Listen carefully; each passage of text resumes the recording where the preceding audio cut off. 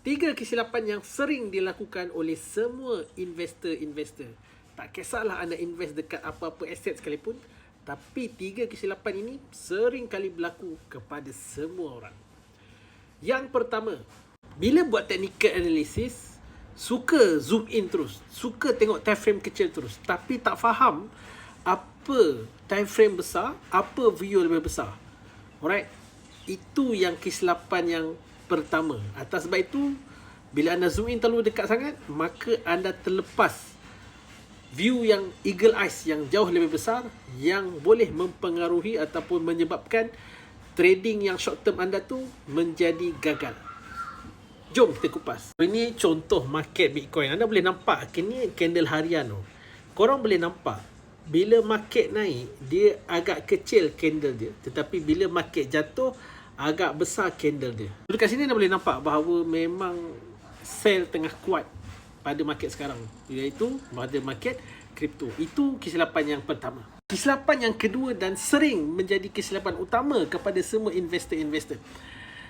Kesilapan kedua adalah tak nak ambil profit. Right? Tak nak ambil profit. Walaupun dah untung, still tak nak ambil.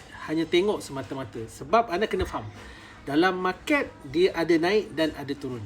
Jika masa naik, tak nak ambil sebab percaya dia akan naik lagi, percayalah, masa itulah institution akan pull back. So, itu adalah kesilapan yang kedua yang sering kali dilakukan oleh semua investor-investor dan juga traders.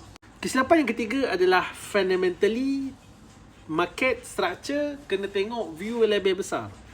Contoh, jika anda trade gold, memang gold bagus, tapi anda kena faham situasi sekarang, apa liquidity pergi dekat mana, demand pergi dekat mana. Kalau demand pergi kat satu aset, yang lain susah nak naik.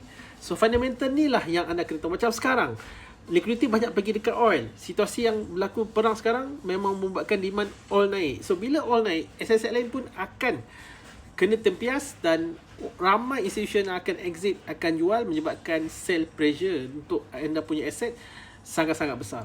Itu ada kesilapan ketiga, terlalu bergantung pada technical analysis tapi tak melihat kepada fundamental yang menyeluruh tentang market economy structure.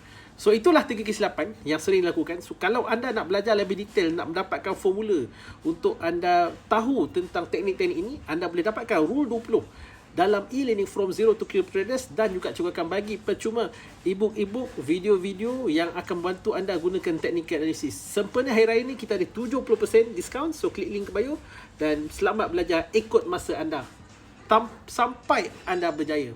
Ulang-ulang video e-learning, okay? Dan tu kata saya, jumpa lagi guys.